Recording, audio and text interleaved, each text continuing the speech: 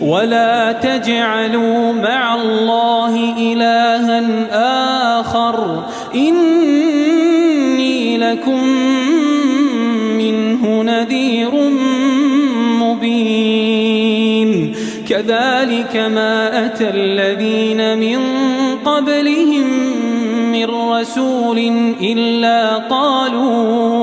إلا قالوا ساحر أو مجنون أتواصوا به بل هم قوم طاغون فتول عنهم فما أنت بملوم وذكر فإن الذكرى تنفع المؤمنين.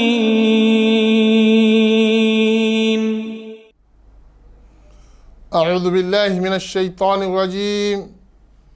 بسم الله الرحمن الرحيم.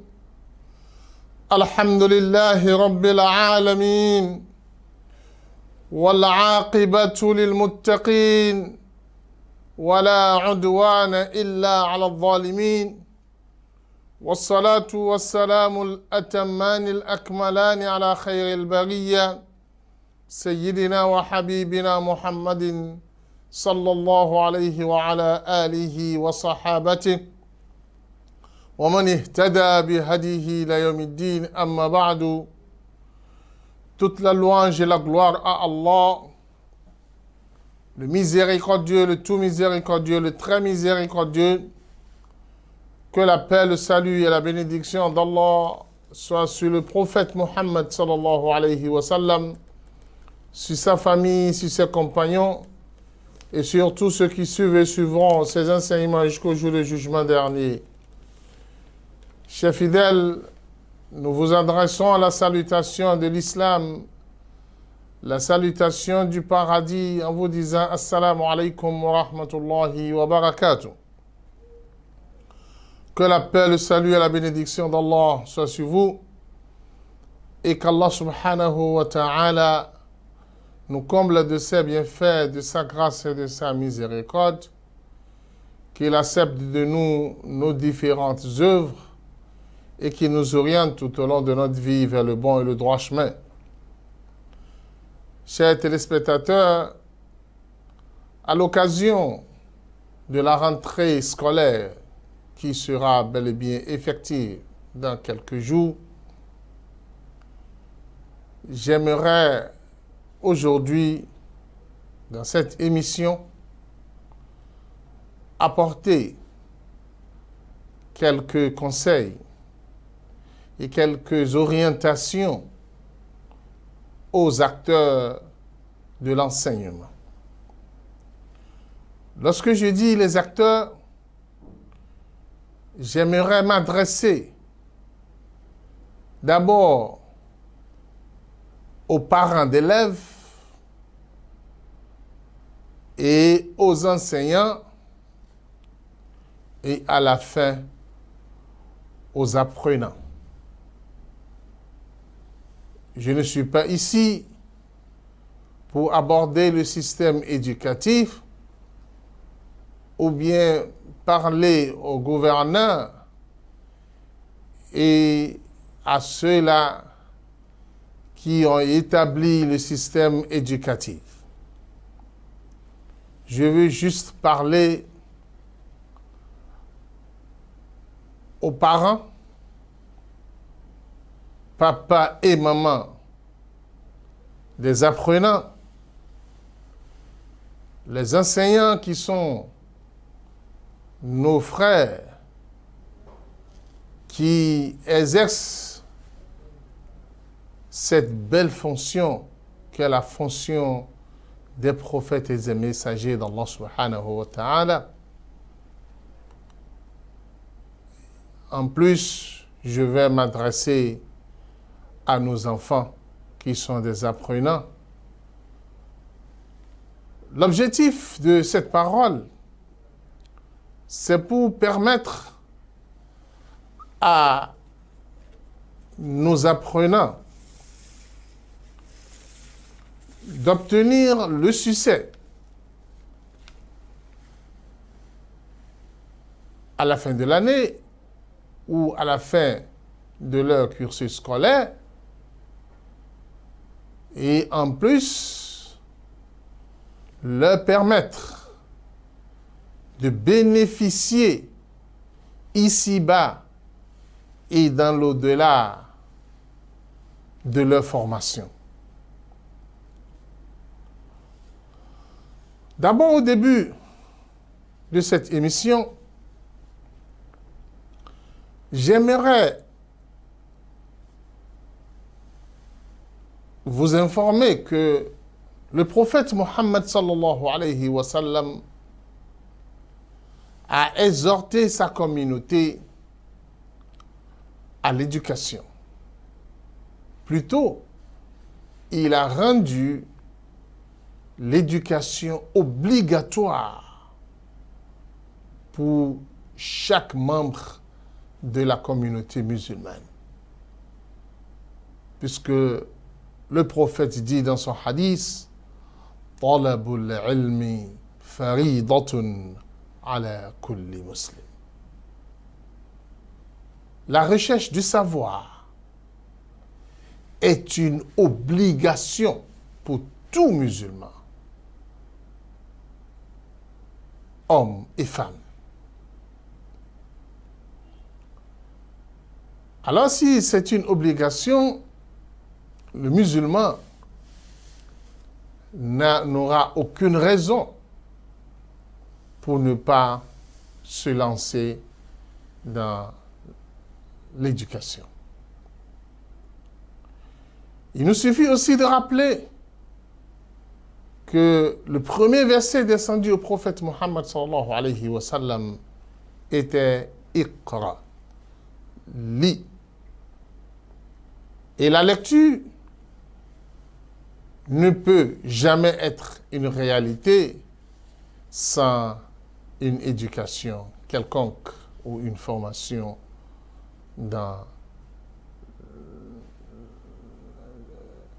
ou une formation quelconque.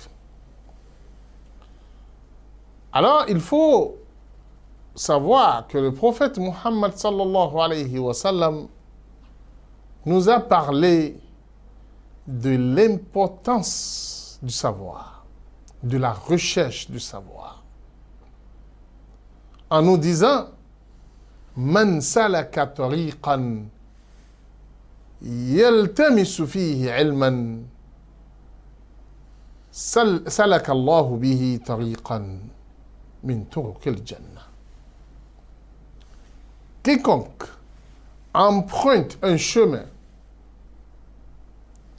pour chercher le savoir, que ce dernier sache qu'il a déjà emprunté un chemin parmi les chemins du paradis. وأن الملائكة لتضع أجنحتها رضا لطالب العلم.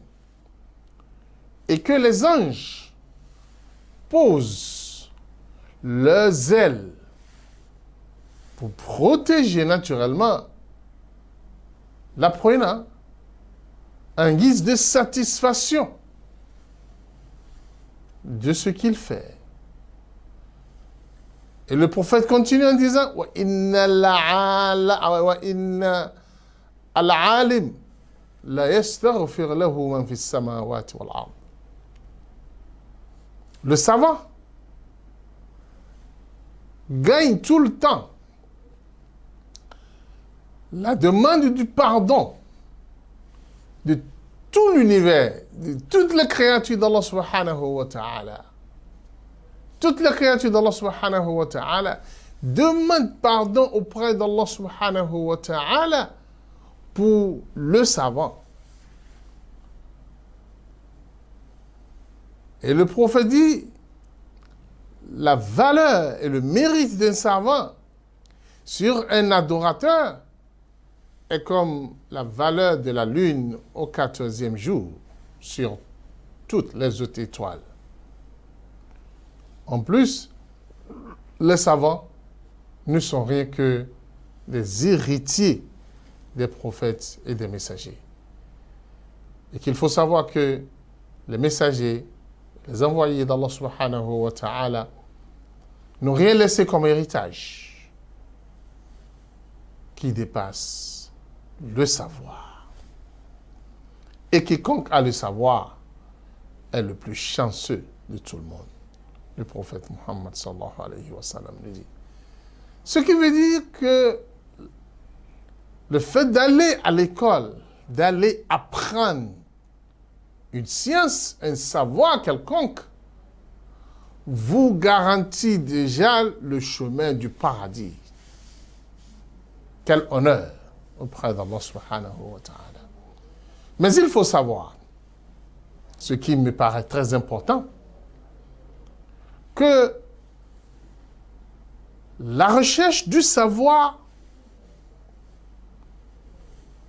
est très, très important à l'âge de l'enfance. Pour le petit enfant, la recherche de savoir est capitale et primordiale pour sa vie, pour son avenir. Parce que le fait d'aller apprendre, d'étudier, lui permettre d'être orienté dans sa vie et de savoir comment construire son avenir et de le mettre sur le chemin de participer à la construction de la nation.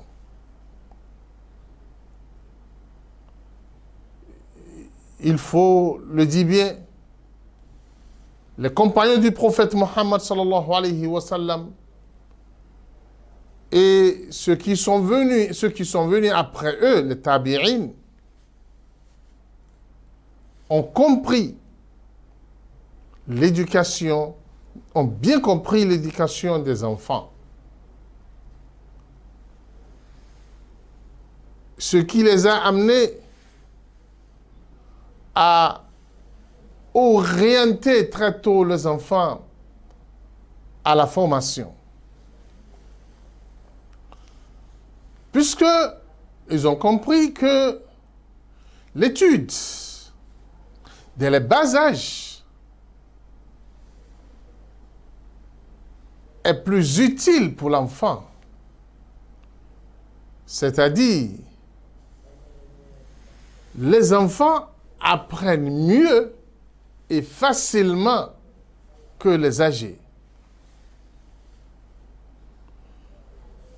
Et la science s'installe vite dans le cerveau des enfants plus que les plus âgés.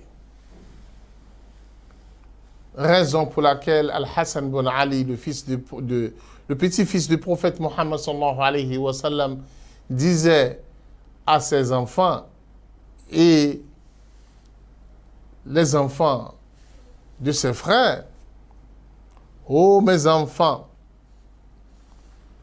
vous êtes aujourd'hui les plus petits de la communauté. Mais d'ici peu, vous deviendrez des grandes personnes. Par conséquent, cherchez le savoir. Et celui qui se sent incapable parmi vous de mémoriser, de garder le savoir, qu'il transmet cela aux autres. Ou bien qu'il l'écrive, qu'il l'inscrive quelque part.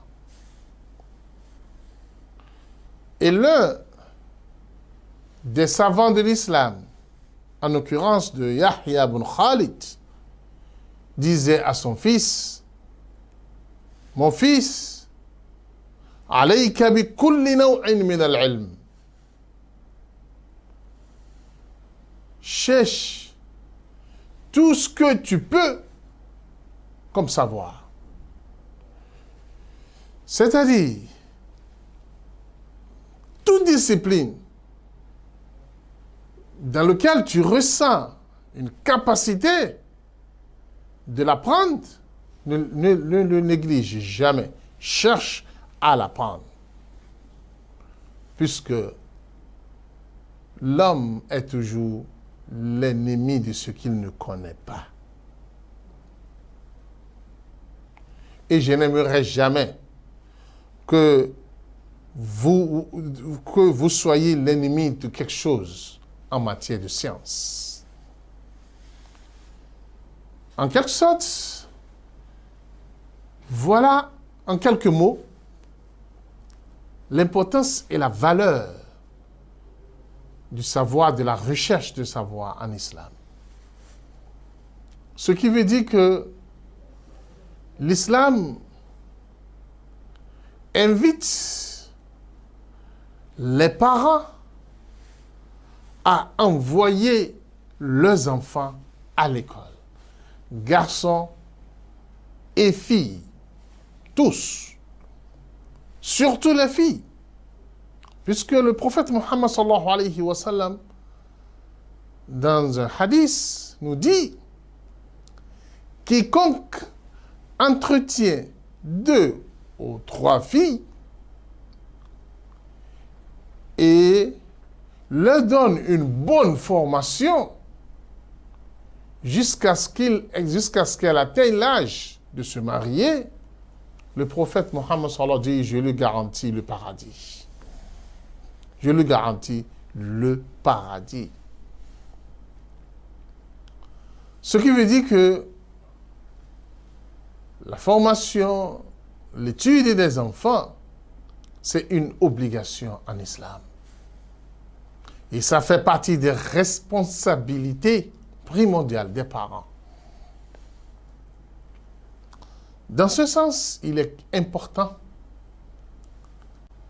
à l'occasion d'une rentrée scolaire, d'apporter quelques enseignements aux responsables et aux acteurs de l'enseignement. Le premier point à aborder, parmi les points importants qui concernent tous les acteurs et dont chacun doit assumer cela, et le manque de ce point dans une formation et au niveau d'un acteur parmi les acteurs de l'éducation, c'est déjà un début d'échec pour l'apprenant ici-bas et dans l'au-delà.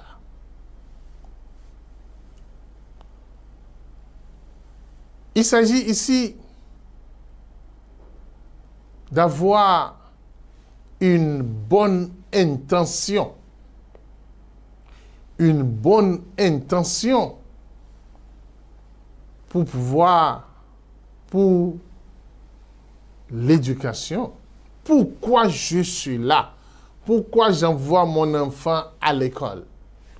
Que ça soit clair au niveau des parents et que cela soit aussi clair au niveau de l'enfant, de l'apprenant que nous envoyons à l'école. Même étant petit, il faut leur inculquer la raison pour laquelle vous l'envoyez à l'école. Et cela va de même pour l'enseignant aussi. L'enseignant qui a choisi exercer la fonction d'enseignant est appelé aussi à avoir une bonne intention dans cet exercice. Dans ce cas, j'aimerais vous dire que lorsque nous parlons d'intention, nous voulons réellement parler de la sincérité avec Allah subhanahu wa ta'ala dans cet exercice. soit au niveau de l'apprenant, soit au niveau des parents, soit au niveau des enseignants.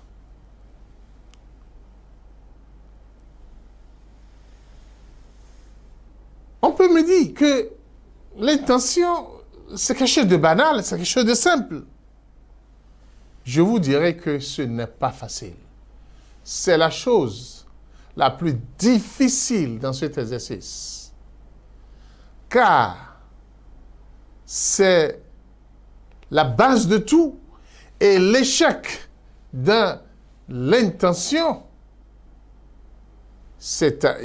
reflète déjà l'échec dans l'avenir et dans la formation que cet enfant-là va obtenir.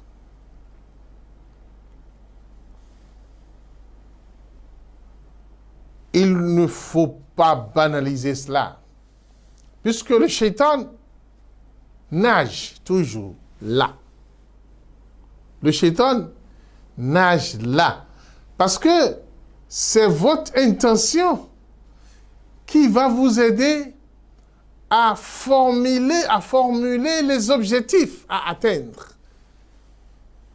qui va vous aider à orienter votre enfant, à savoir quel genre de formation donner à l'enfant, même dans quelle école je dois mettre mon enfant. Si l'objectif n'est pas clair, vous risquez de perdre l'enfant et d'amener l'enfant à perdre sa formation dès le départ.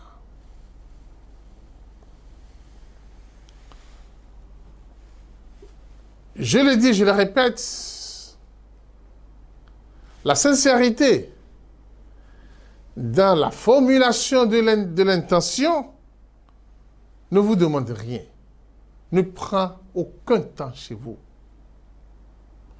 Il est bien facile, mais facile à celui qui connaît Allah subhanahu wa ta'ala et qui retourne tout à Allah subhanahu wa ta'ala et qui se concerte avec Allah. Je dois d'abord commencer par l'enseignant.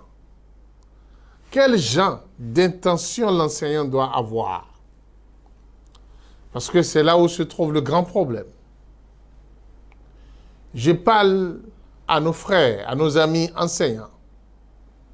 Je leur dis d'éviter des mauvaises intentions dans l'exercice de votre fonction en tant qu'enseignant. Pourquoi je dis ça? Moi aussi, je suis un enseignant.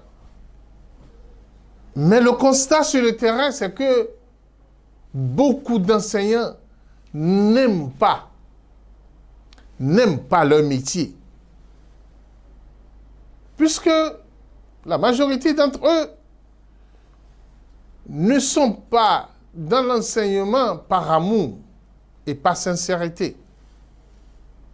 La majorité, c'est parce qu'ils n'ont pas trouvé autre chose. Et comme on le dit en arabe, l'enseignement pour eux, himar man la himar ala. Lorsque on n'a plus de monture, on est obligé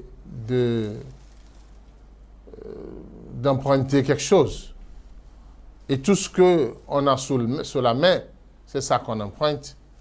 C'est ce que l'enseignement est pour certains, juste une manière de survivre.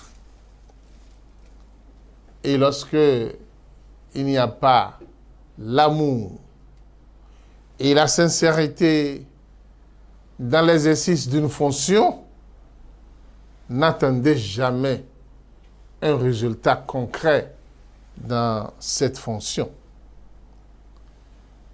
C'est par là, je me dis, ces enseignants qui sont pleins aujourd'hui dans cette fonction qu'est-ce qu'ils vont apporter à nos enfants qu'on envoie vers eux. Raison pour laquelle je vais dire à chaque enseignant, bien que vous ne vous êtes pas trop retrouvé à la place que vous voulez, Allah vous a déjà choisi pour former nos enfants. Aimez cette fonction, œuvrez à ce que dans l'avenir, ces enfants puissent dire, j'ai connu un enseignant, il était un bon enseignant, il aimait beaucoup, beaucoup son travail. Nous reviendrons après la pause pour poursuivre notre émission sur Parole aux acteurs de l'éducation. Ìkànnì tẹ́ ń wò yìí náà ní ìkànnì Sunna TV níbi tí àwọn onímọ̀ ti ń tẹ ìmọ́lẹ̀ sórí ẹ̀sìn Islam látọ̀rí Sunna TV ìmọ́lẹ̀ nínú Sunna Nabi Muhammad sallallahu alayhi wa sallam ní gbogbo ìgbà ní kẹ́ ẹ máa wò wá tí ẹ sì máa rí ẹ̀kọ́ ẹ̀sìn kọ́ lórí ìkànnì yìí náà ni o òun ló múlẹ̀ rẹ̀kẹ̀tẹ̀ yàtọ̀ yìí gbogbo mùsùlùmí lọ́kùnrin àti lóbìnrin ẹ jẹ́ ká máa wo Sunna TV ẹ jẹ́ àwọn ọmọ wa náà máa wo Sunna TV kí wọ́n lè bá ní ìmọ̀ tó péye nípa Sunna ìkànnì tó ń tàn mọ́lẹ̀ sínú ẹ̀sìn ni Sunna TV Yorùbá ẹ máa wò wá ní gbogbo ìgbà kẹ́sì máa kó ẹ̀kọ́ tó péye nípa Sunna. Alhamdulillah wa salatu wa salam ala rasulillah. Chers téléspectateurs, nous poursuivons notre émission sur le thème Parole aux acteurs de l'enseignement.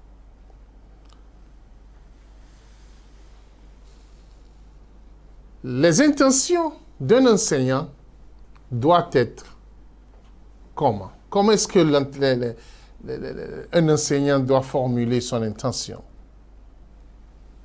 Je le dis et je le confirme encore, il faut que l'enseignant formule son intention en disant que cette fonction, c'est pour Allah. Qu'il considère qu'il est dans l'adoration et qu'il aime ce travail par l'amour qu'il a pour Allah subhanahu wa ta'ala. Qu'il ne se préoccupe pas du salaire qu'on lui donne, du montant du salaire qu'il perçoit. Qu'il sache que cela, par rapport à la fonction qu'il exerce, quel que soit le montant, est minime. Et que lui, il a un objectif noble, c'est de se retrouver aimé par Allah subhanahu wa ta'ala, puisqu'il est en train d'exercer la fonction des prophètes et des messagers d'Allah subhanahu wa ta'ala. Et qu'Allah subhanahu wa ta'ala est prêt de l'aider à multiplier ce salaire qu'il est en train de percevoir. Si il est sincère avec Allah et s'il a une bonne intention par rapport à ce qu'il est en train de faire. Tant qu'il va être soucieux des enfants qui sont devant lui, de leur avenir, et qu'il pense qu'il y a des enfants musulmans parmi eux, dont Allah subhanahu wa ta'ala va l'interpeller sur ce qui les a apportés comme savoir.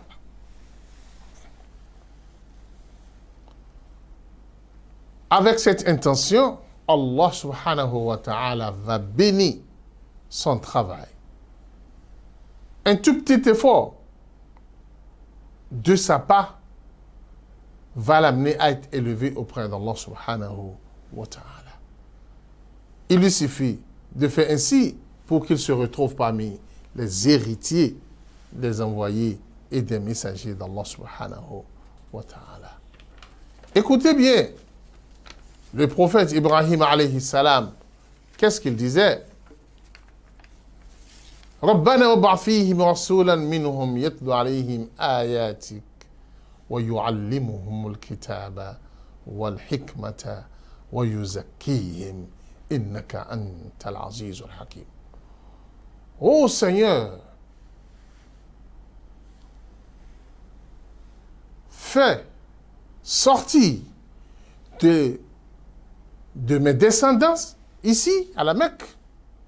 Des messagers qui vont enseigner aux gens le livre, la sagesse, et qui vont chercher à purifier les gens. Ce qui veut dire que lorsque vous vous dirigez vers l'enseignement, je vous invite, regardez bien vos intentions pour que vous soyez considérés comme étant des messagers dans votre fonction. En ce qui concerne nos enfants, vos parents, aidez-les, s'ils sont petits, à savoir, à penser à leur avenir, à ce qu'ils veulent du savoir. Pour les enfants qui sont déjà âgés, qui maîtrisent déjà la réalité du terrain, on doit chercher à savoir leur intention. Aujourd'hui, lorsque vous vous adressez à un enfant en lui demandant quelle est son intention, quel est son objectif, après, pour l'étude, pourquoi il étudie, je pense que la réponse que vous allez entendre, c'est pour trouver une fonction, pour travailler. Ça, c'est bon, c'est une bonne réponse. Mais le travail n'est pas une finalité. Le travail, c'est encore un autre moyen pour un autre objectif. Alors, dans ce cas, si vous poursuivez la question, et vous lui dites, et après le travail, il va dire, je vais gagner de l'argent. L'argent aussi, c'est un autre moyen pour atteindre un autre objectif. Alors, dans ce cas, vous allez lui demander, après que tu gagnes l'argent, quel est l'objectif? Je pense que beaucoup n'ont plus de réponse.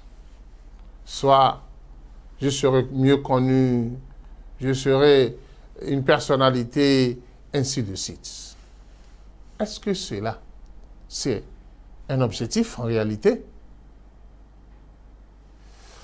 Ce qui veut dire que beaucoup sont à l'école, beaucoup étudient, mais ils ne savent pas pourquoi ils sont là.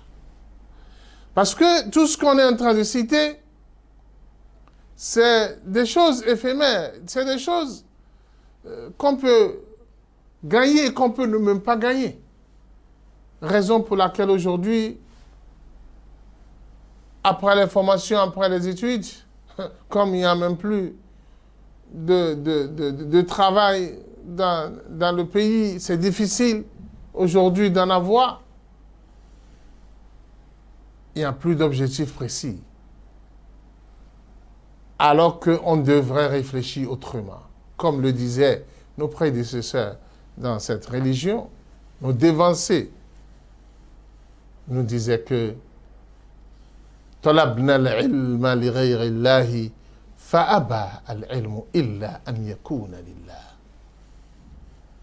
Nous étions au départ, nous recherchons le savoir pour les objectifs mondains, mais lorsque nous nous sommes mis à la recherche du savoir, le savoir a refusé d'être pour la vie ici-bas, d'être pour la vie ici-bas, le savoir nous a contraints à être pour l'au-delà, c'est-à-dire à être pour Allah, parce que nous avions reformulé nos intentions en considérant l'éducation et la formation comme étant une adoration. C'est une adoration. Lorsque vous dites que, je m'en vais pour une adoration. Toute adoration nécessite une bonne intention. Parce que s'il n'y a pas d'intention, vous n'aurez pas de récompense. Et l'adoration ne peut s'adresser qu'à Allah subhanahu wa ta'ala. Il est le seul destinataire de l'adoration. Écoutez le hadith du prophète Muhammad sallallahu alayhi wa sallam, où le prophète nous dit: Man talaba al-ilma li yubahiya bihi al-ulama wa yumariya bihi as-sufaha aw li yasrif wujuha an-nas ilayhi fa huwa fi an-nar.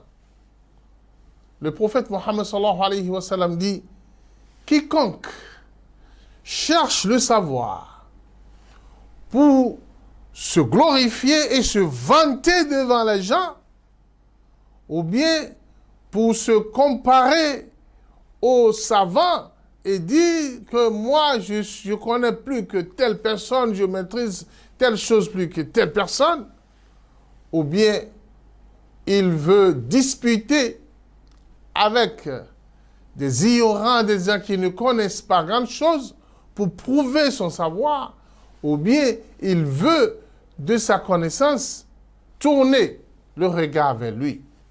Si c'est ça l'objectif d'un apprenant, qu'il écoute bien la parole du prophète Muhammad sallallahu alayhi wa sallam. Le prophète dit: Huwa finna, que celui-là, rien ne l'attend à l'au-delà, à part l'enfer. Alors,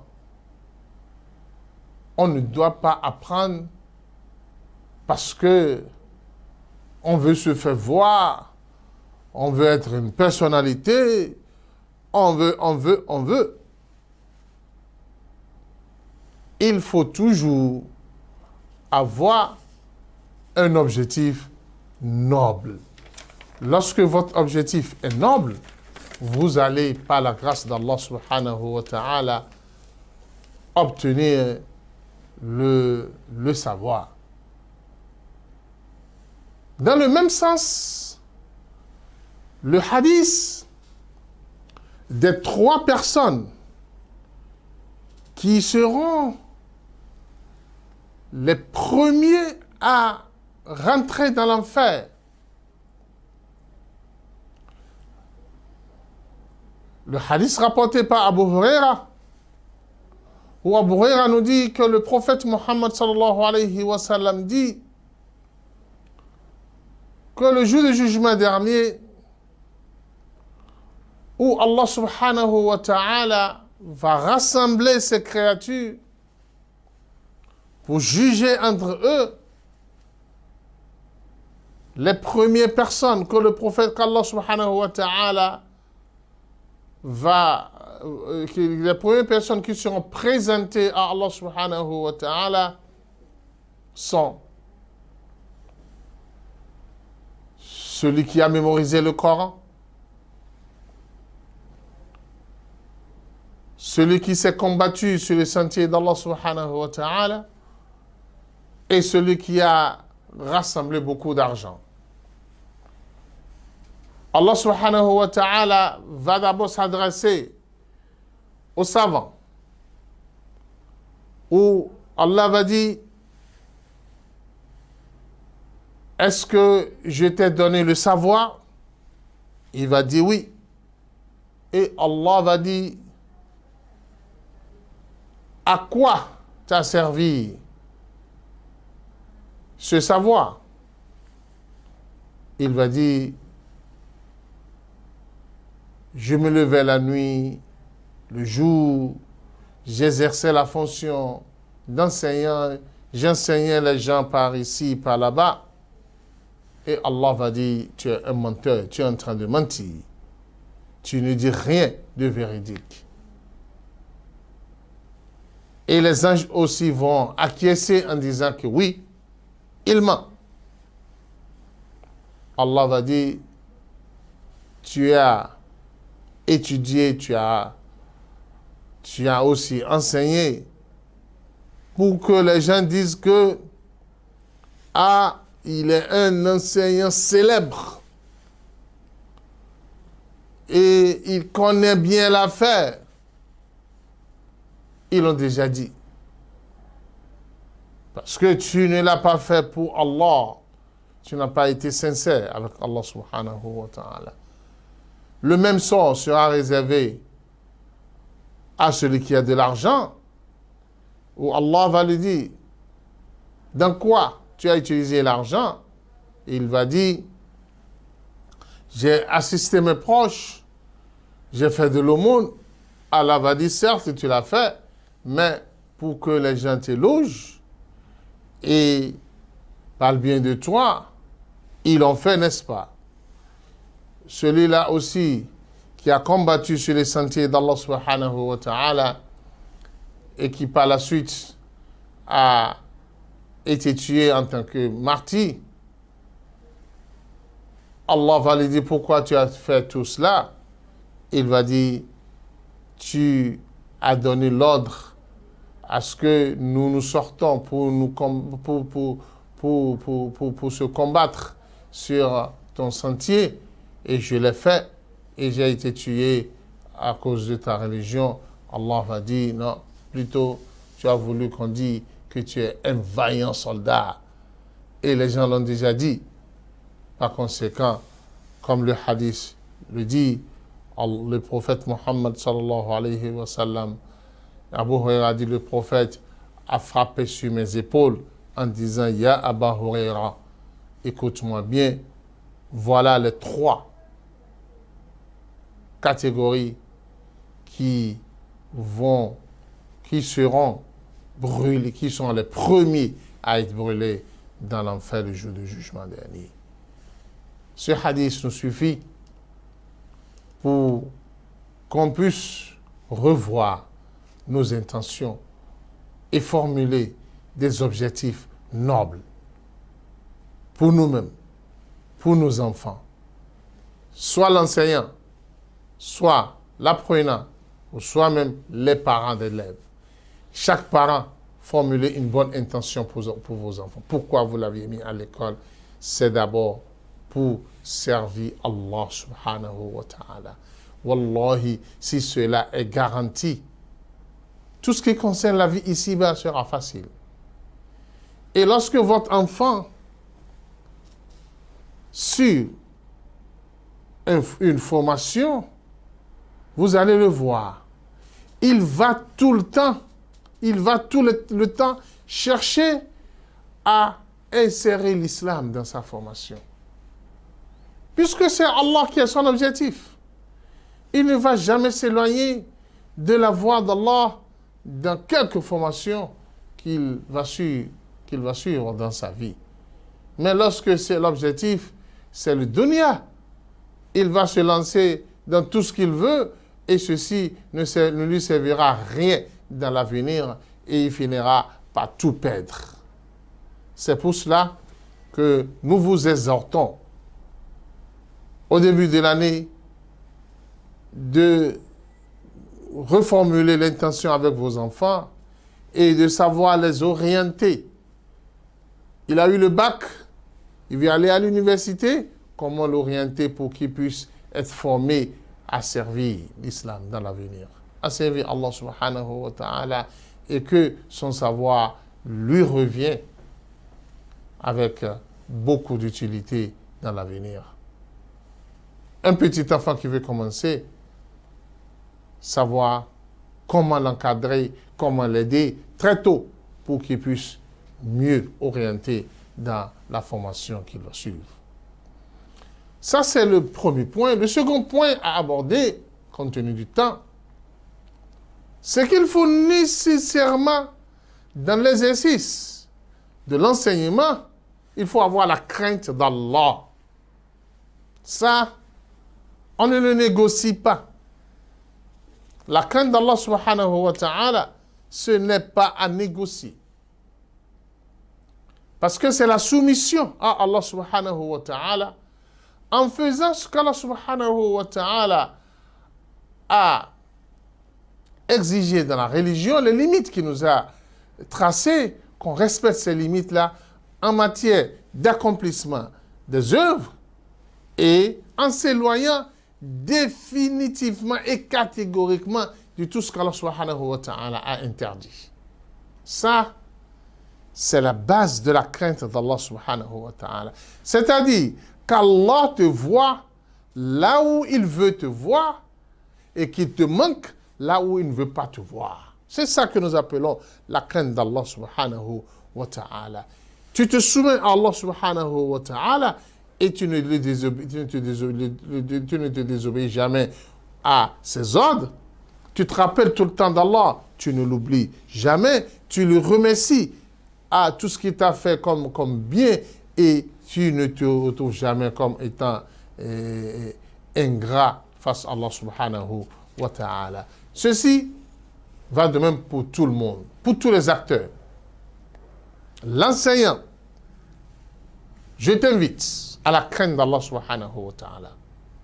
Puisque en ayant la crainte d'Allah, vous serez un modèle pour l'apprenant. Un enseignant qui fume, par exemple, un enseignant qui se comporte mal, une enseignante qui s'habille mal, qu'est-ce qu'il va enseigner à l'enfant? Qu'est-ce qu'il va enseigner? Déjà, tu t'es habillé mal, un habillement de dépravation, on voit déjà, on ne voit pas en toi la pudeur. Je pense que par là, puisque tu désobéis déjà à Allah, tu ne pourras jamais atteindre un objectif noble dans le travail. Le pire, c'est que tu vas encore détourner les enfants.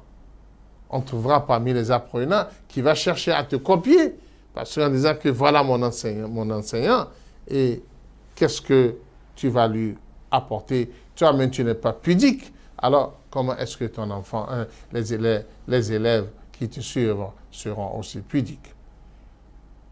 C'est-à-dire, par là, l'enseignant doit avoir un bon comportement. L'enseignant doit savoir ce que sa religion l'exige et il saura comment accomplir les enseignements d'Allah et du prophète Mohammed sallallahu alayhi wa sallam dans sa vie. Par conséquent, chaque fois qu'il enseigne ses apprenants, il va les orienter et il va les donner de bons conseils, il va les former pour la vie, il va les former pour qu'ils soient une bonne personnalité qui va servir la Ummah. L'élève aussi, de son côté, doit avoir la crainte d'Allah. Et ceci est exigé par Allah subhanahu wa ta'ala dans le Coran. Qu'est-ce qu'Allah dit? Wattaqullaha wa yu'allimukumullah. Personne d'entre vous n'aura le savoir s'il n'a pas la crainte d'Allah. Voilà ce qu'Allah dit. Craignez Allah subhanahu wa ta'ala et Allah va vous donner la science. Plutôt, Allah va vous enseigner. Yu'allimukumullah. Allah va vous enseigner. Ce qui veut dire que vous ne pouvez rien comprendre lorsque vous n'êtes pas de bon caractère, vous n'êtes pas équilibré, vous ne vous retrouvez pas dans la société par vos bons comportements et votre adoration à Allah subhanahu wa ta'ala. Parce que c'est là-bas se trouve l'équilibre de l'homme. Et quand l'homme est équilibré, il va facilement apprendre.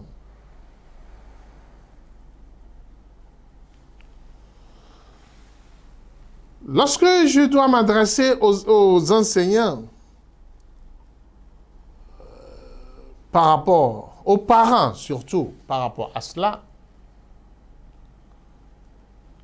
je pense que les parents sont invités à être les premiers à avoir la crainte d'Allah subhanahu wa ta'ala.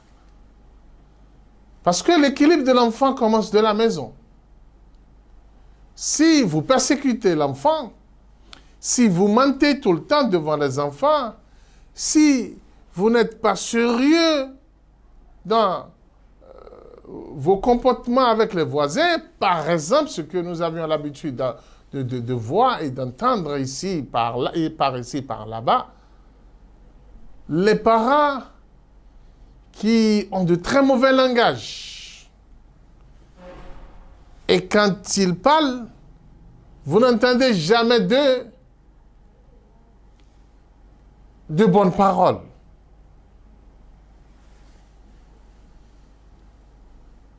Mon frère, aujourd'hui, nous, en tant qu'enseignants, nous vivons cela tout le temps. Lorsque vous trouvez 2 élèves, 3 élèves en train de disputer, qu'est-ce que vous allez entendre de chacun d'eux? C'est des langages dépassés, exagérés des fois, qu'on ne peut même entendre d'un délinquant. Vous allez vous demander d'où est-ce que l'enfant a appris tout cela. C'est parce que les parents n'ont pas la crainte d'Allah subhanahu wa ta'ala.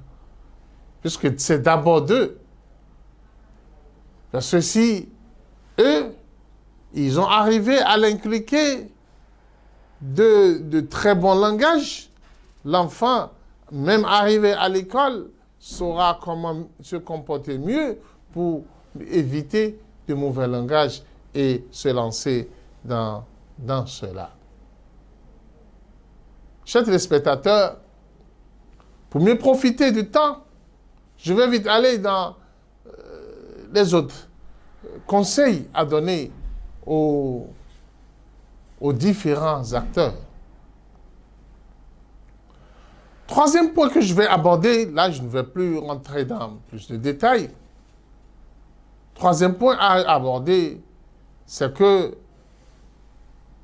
tous les acteurs doivent se donner. Et chacun doit jouer pleinement sa partition par rapport à l'éducation de l'enfant. C'est-à-dire, les parents doivent jouer pleinement leur rôle en matière des documents dont l'enfant a besoin. Il ne faut pas acheter une partie et laisser une partie. Il ne faut pas dire, bon, il faut laisser ceci, il faut laisser cela. Non. Tous les documents dont l'enfant aurait besoin pour sa formation, vous devrez lui assurer cela.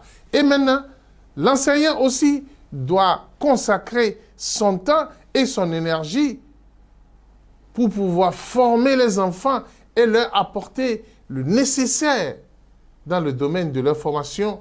Et on ne parle pas d'avarice en matière de formation. L'enseignant donne tout.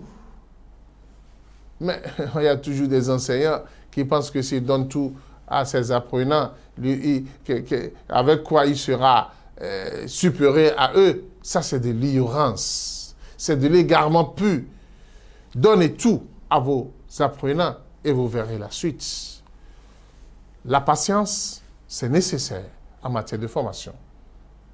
La patience, parce que l'endurance, puisque toutes les étapes de formation nécessitent de l'énergie. Vous serez fatigué, vous serez usé, exploité, et en tout cas, vous avez besoin d'endurance.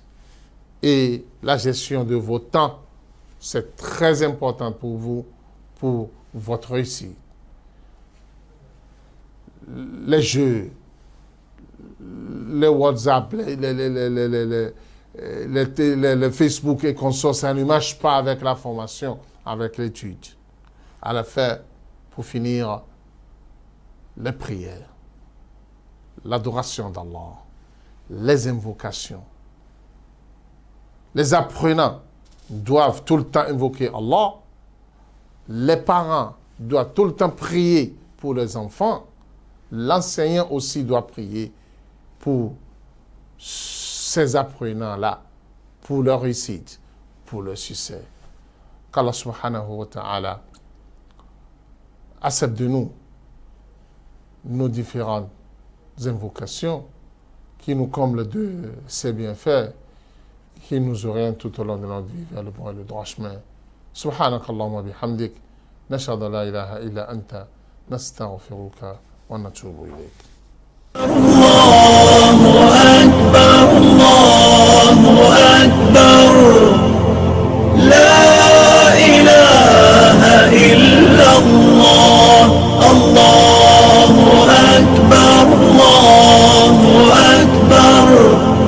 ولله الحمد الله أكبر الله أكبر الله أكبر لا إله إلا الله الله أكبر الله أكبر ولله الحمد